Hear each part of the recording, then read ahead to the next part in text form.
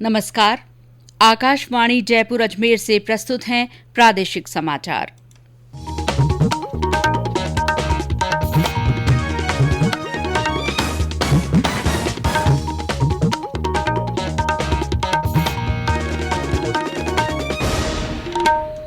मुख्य समाचार।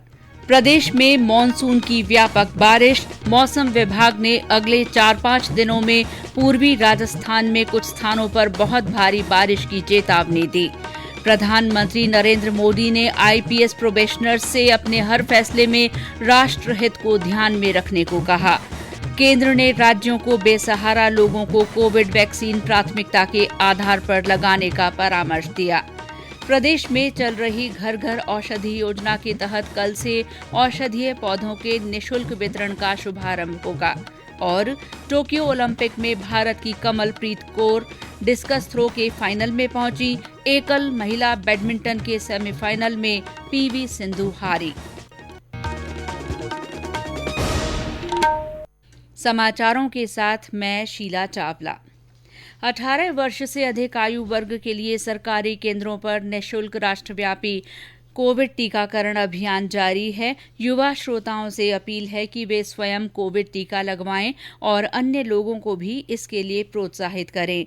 कोविड स्वास्थ्य के लिए खतरा बना हुआ है, ऐसे में एहतियाती उपायों के पालन में कोताही न बरतें। जब तक आवश्यक न हो घर से बाहर न निकलें और 3 सरल उपायों का पालन करें। मास्क लगाएं, 2 गज की सुरक्षित दूरी बनाए रखें, बार बार हाथ धोएं, चेहरा साफ रखें और टीका जरूर लगवाएं। कोविड से संबंधित जानकारी और मार्गदर्शन के लिए राष्ट्रीय हेल्पलाइन नंबर 0112397804 और 1075 पर संपर्क करें। राज्य के हेल्पलाइन नंबर 104 या 108 पर भी फोन कर सकते हैं। इसके अलावा वरिष्ठ नागरिकों के लिए हेल्पलाइन नंबर है 14567। मनोवैज्ञानिक सहायता के लिए फोन नंबर 0804611007 पर संपर्क किया जा सकता है। कोविड बाद की समस्याओं के बारे में श्रोता फोन नंबर 181 पर जानकारी ले सकते हैं। बच्चों की सहायता के लिए फोन नंबर 1098 पर संपर्क किया जा सकता है। और अब समाचार विस्तार से। प्रदेश के अधिकांश जिलों में मानसून की अच्छी बारिश का दौर जारी है। पिछले 24 घंटों में 12, सवाई माधोपुर, करौली, अलवर, झुंझुनू, नागौर और जयपुर में कहीं कहीं भारी से बहुत भारी बारिश हुई है। 12 जिले के शाहबाद में सबसे अधिक 304 मिलीमीटर बरसात हुई। इसके अलावा नागौर के डीडवाना में 158 मिलीमीटर, कोटा के खातौली में 151 मिलीमीटर और जयपुर में आज सुबह तक 77 मिलीमीटर बारिश दर्ज की गई। 12 जिले के किशनगंज क्षेत्र के करवरी गांव में इस बीच हथिया नदी के टापू पर कल से फंसे 3 लोगों को एसडीआरएफ ने आज सुरक्षित निकाल लिया। वहीं प्रतापगढ़ जिले के अरनोद के जाजली गांव में एनीकट में बने कुएं में एक व्यक्ति डूब गया, जिसे राज्य आपदा राहत बल की टीम ने बाहर निकाला। मौसम विभाग ने राजधानी जयपुर सहित झालावाड़, बारां, प्रतापगढ़, चित्तौड़गढ़ और बांसवाड़ा में भारी बारिश की आशंका जताते हुए रेड अलर्ट जारी किया है। मौसम विभाग ने चेतावनी दी है कि आज और कल राज्य के कई जिलों में भारी बारिश होगी। विभाग के निदेशक राधेश्याम शर्मा ने बताया कि अगले 4-5 दिन तक प्रदेश के पूर्वी भागों में कुछ स्थानों पर बहुत भारी बारिश की संभावना है। पूर्वी राजस्थान के कोटा, उदयपुर, जयपुर और अजमेर संभाग के जिलों में भारी से अति भारी बारिश होने की संभावना अभी भी अगले 4-5 दिन बनी रहेगी। वहीं कोटा संभाग के जिले में 1-2 स्थानों पर अगले 3 दिन एक्सट्रीमली हेवी रेनफॉल यानी 200 mm रेनफॉल के आसपास भी रिकॉर्ड होने की संभावना है। पश्चिमी राजस्थान की भी बात करें तो जोधपुर संभाग के जिलों में अगले 2 दिन कुछ एक स्थानों पर हल्के से मध्यम दर्जे की बारिश होगी, जबकि 1-2 स्टेशन पे हेवी या वेरी हेवी रेनफॉल भी रिकॉर्ड हो सकता है। वहीं बीकानेर संभाग में भी देखें तो केवल फ्यू प्लेसेस पे लाइट टू मॉडरेट रेन होने की पॉसिबिलिटी है।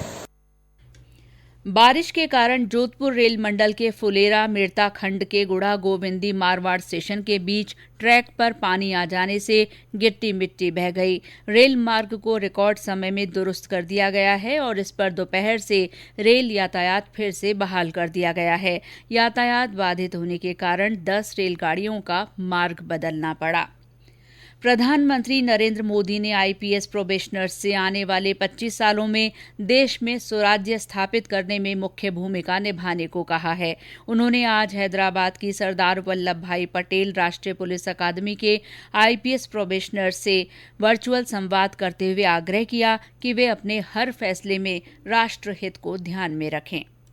आपको एक मंत्र सदा सर्वदा याद रखना है। फील्ड में रहते हुए आप जो भी फैसले ले उसमें देश हित होना चाहिए, राष्ट्रीय परिप्रेक्ष्य होना चाहिए। आपके कामकाज का दायरा और समस्याएं अक्सर लोकल होगी। ऐसे में उनसे निपटते हुए ये मंत्र बहुत काम आएगा। आपको हमेशा ये याद रखना है कि आप एक भारत श्रेष्ठ भारत के भी ध्वजवाहक है। इसलिए आपके हर एक्शन, आपकी हर गतिविधि नेशन फर्स्ट, ऑलवेज फर्स्ट, राष्ट्र प्रथम, सदैव प्रथम, इसी भावना को रिफ्लेक्ट करने वाली होनी चाहिए। केंद्र ने राज्यों और केंद्र शासित प्रदेशों को फिर परामर्श दिया है कि वे देशव्यापी कोविड टीकाकरण कार्यक्रम के तहत बेसहारा लोगों को प्राथमिकता के आधार पर वैक्सीन लगाएं। स्वास्थ्य मंत्रालय के पत्र में राज्यों और केंद्र शासित प्रदेशों को सलाह दी गई है कि वे अपने सामाजिक न्याय और अधिकारिता विभाग तथा स्वास्थ्य विभाग को निर्देश दें कि बेसहारा और भिखारियों को टीके लगाने के लिए मिलकर प्रयास किए जाएं। राज्यों के संबंधित विभागों से स्वैच्छिक संगठनों, प्रभावशाली नागरिकों और स्वयंसेवकों की मदद लेने को भी कहा गया है। भारतीय उद्योग परिसंघ ने कोविड टीकाकरण कार्यक्रम में तेजी लाने के लिए सीरम इंस्टीट्यूट ऑफ इंडिया के साथ एक समझौता किया है। इसके अंतर्गत टीकाकरण के लिए देश के छोटे शहरों और ग्रामीण इलाकों को लक्षित किया जाएगा। देश में अब तक 46 करोड़ 15 लाख से अधिक कोविड टीके लगाए जा चुके हैं। पिछले 24 घंटे में करीब 53 लाख लोगों को कोविड टीके लगाए गए। देश में कोविड से कल 37,000 से ज्यादा रोगी स्वस्थ हुए हैं, जबकि 41,000 से ज्यादा नए मामलों की पुष्टि हुई है। संक्रमण से ठीक होने की दर 97.37% है। अब तक करीब 3 करोड़ 8 लाख मरीज स्वस्थ हो चुके हैं। इस बीच जयपुर जिले में कोविड संक्रमण के 2 नए मामले सामने आए हैं। केंद्र सरकार की ओर से कोरोना के प्रति जागरूकता लाने के लिए जन आंदोलन चलाया जा रहा है। इसी के तहत आकाशवाणी जयपुर के समाचार बुलेटिनों में प्रसारित की जा रही विशेष श्रृंखला जनता का संदेश जनता के नाम में सुनिए हमारे श्रोता का संदेश। मैं ओम प्रकाश रेगर कक्षा 10 का छात्र दिव्यांग बोल रहा हूँ। मैं सभी से अपील करता हूँ कि वैक्सीन जल्दी लगाए और मैंने भी कोरोना का 22 जुलाई को पहला टीका लगा लिया है।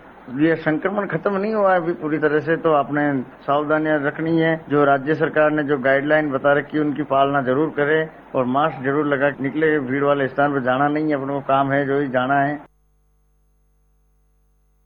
ये समाचार आकाशवाणी जयपुर अजमेर से प्रसारित किए जा रहे हैं। समाचारों में आगे बढ़ने से पहले कोरोना जागरूकता संदेश। खुद को इससे दूर रखना, सोच समझ कर खुद है परखना। भीड़ भाड़ हो कम या ज्यादा, मास्क सदा चेहरे पे रखना। ओ आपस में 2 गज की दूरी रखनी है इस समय जरूरी। समाचारों में आपका फिर स्वागत है। प्रदेश में चलाई जा रही घर घर औषधि योजना के तहत कल से औषधीय पौधों का वितरण शुरू किया जाएगा। इस योजना के तहत प्रत्येक परिवार को तुलसी, गिलोय, अश्वगंधा और काल मेघ के 2-2 पौधे दिए जाएंगे। ये पौधे वन विभाग द्वारा तैयार किए गए हैं। इस बीच योजना के प्रचार प्रसार के लिए आज बांसवाड़ा में जागरूकता रैली निकाली गई। बूंदी में आज रेड क्रॉस सोसाइटी बूंदी द्वारा खेल संकुल में वृक्षारोपण का कार्यक्रम आयोजित किया गया। रेड क्रॉस सोसाइटी के अध्यक्ष और जिला कलेक्टर आशीष गुप्ता ने वृक्षारोपण का शुभारंभ किया। इस कार्यक्रम में विशेष तौर पर 10 फुट ऊंचाई के पेड़ों का रोपण किया गया। झालावाड़ में झलरापाटन पंचायत समिति के दुर्गपुरा ग्राम पंचायत में बापू वृक्षारोपण अभियान के अंतर्गत पौधे लगाए गए। इस अभियान में सरकारी दफ्तरों, चारागाह भूमि और सड़कों के किनारे 2,90,000 पौधे लगाने का लक्ष्य है। वहीं भरतपुर में जिला प्रशासन और वन विभाग की ओर से बांसी के पुलिस प्रशिक्षण केंद्र पर जिला स्तरीय 72वां वन महोत्सव कार्यक्रम कल आयोजित किया जाएगा। उप वन संरक्षक अभिमन्यु सहारण ने बताया कि वन महोत्सव के तहत सघन वृक्षारोपण कार्यक्रम का आयोजन होगा और औषधि युक्त पौधों का वितरण भी किया जाएगा। वन महोत्सव के तहत झालावाड़ के झालरापाटन में जिला पर्यावरण समिति की ओर से पौधे लगाए जाएंगे। केंद्रीय वन और पर्यावरण मंत्री भूपेंद्र यादव ने राष्ट्रीय बाघ संरक्षण प्राधिकरण की ओर से बनाई गई एक शॉर्ट फिल्म को दिल्ली में रिलीज किया। विश्व टाइगर दिवस पर रिलीज की गई बाघ संरक्षण पर बनी इस फिल्म में सरिस्का टाइगर प्रोजेक्ट में बीट गार्ड ज्योति शर्मा को खास स्थान दिया गया है। फिल्म में दिखाया गया है कि कोरोना काल में उन्होंने किस तरह अपनी ड्यूटी की। कोविड-19 महामारी है, उसके टाइम भी हमने दोनों टाइम सुबह शाम जंगल में गश्त की और गाइडलाइनों का पालन किया। हमने भी इस स्वस्थ वातावरण में रह के खुद को भी कोरोना से सेफ रखा और आम जनता को और हमारे वन्य जीवों की भी सुरक्षा का कार्य किया कि कोई कोरोना पॉजिटिव आके हमारे वन्य जीव को कोरोना पॉजिटिव ना कर जाए। इसके लिए हमने रोकथाम का कार्य किया। कोरोना का जो लॉकडाउन था उसमें हमने निरंतर ड्यूटी की। जो टाइगर डे था 29 जुलाई को, उसमें जो डॉक्यूमेंट्री मूवी रिलीज की गई थी उसमें हमारे सरिस्का के टाइगर्स को, वन्य जीवों को और वन्य क्षेत्र को दर्शाया गया था। उसमें हमारे वन कर्मियों द्वारा जो टाइगर की सुरक्षा के लिए कार्य किया जा रहा है, टाइगरों की ग्रोथ हो रही है, उसके लिए उसको पूर्णतः दिखाया गया था। और जो महिला वन कर्मी है जो टाइगर की सुरक्षा के लिए टाइगर मॉनिटरिंग कर रही है, उसको भी निरंतर दिखाया गया था। और अब समाचार टोक्यो ओलंपिक से। चल चूके ना निशाना, लक्ष्य तेरा सामने है, जीत के है आना।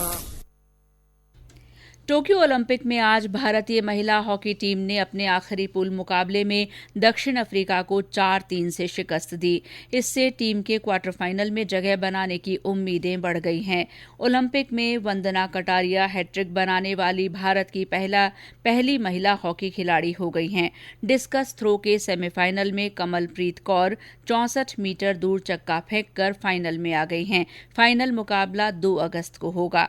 इस बीच भारत की बैडमिंटन खिलाड़ी पीवी सिंधु को चीनी ताइपे की ताई जुइंग से 21-18, 21-12 से हार का सामना करना पड़ा। अब कांस्य पदक के लिए सिंधु का मुकाबला कल चीन की बिंग ची हे से होगा। महिलाओं की बॉक्सिंग स्पर्धा के क्वार्टर फाइनल में भारत की पूजा रानी को चीन की ली कीयान ने 5-0 से हरा दिया। प्रशासन शहरों के संग अभियान की तैयारियों के तहत आज बीकानेर में संभाग स्तरीय कार्यशाला आयोजित की गई। कार्यशाला में नगरीय विकास मंत्री शांति धारीवाल ने भी शिरकत की। संभाग के नगर निगम, नगर पालिका, नगर परिषद के अध्यक्षों और प्रशासनिक अधिकारियों ने इसमें भाग लिया। श्री धारीवाल ने शहर का दौरा कर जिले की समस्याओं के बारे में जानकारी ली। उन्होंने विभाग से संबंधित समस्याओं के शीघ्र निराकरण का आश्वासन दिया। भ्रष्टाचार निरोधक ब्यूरो द्वारा ली गई तलाशी के दौरान भरतपुर के जिला प्रदूषण नियंत्रण अधिकारी के जयपुर स्थित ठिकानों पर करीब 40 लाख रुपए की नकदी मिली है। इसके अलावा करोड़ों रुपए की परिसंपत्तियों के दस्तावेज भी बरामद किए गए हैं। ये अधिकारी 2 दिन पहले भरतपुर में 1,60,000 रुपए की नकदी के साथ पकड़ा गया था। और अंत में मुख्य समाचार एक बार फिर। प्रदेश में मानसून की व्यापक बारिश हुई है। मौसम विभाग ने अगले 4-5 दिनों में पूर्वी राजस्थान में कुछ स्थानों पर बहुत भारी बारिश की चेतावनी दी है। प्रधानमंत्री नरेंद्र मोदी ने आईपीएस प्रोबेशनर्स से अपने हर फैसले में राष्ट्रहित को ध्यान में रखने को कहा है। केंद्र ने राज्यों को बेसहारा लोगों को कोविड वैक्सीन प्राथमिकता के आधार पर लगाने का परामर्श दिया है। प्रदेश में चल रही घर घर औषधि योजना के तहत कल से औषधीय पौधों के निःशुल्क वितरण का शुभारंभ होगा। और टोक्यो ओलंपिक में भारत की कमलप्रीत कौर डिस्कस थ्रो के फाइनल में पहुंच गई हैं, जबकि एकल महिला बैडमिंटन के सेमीफाइनल में पीवी सिंधु हार गई हैं। इसी के साथ प्रादेशिक समाचार बुलेटिन समाप्त हुआ। नमस्कार।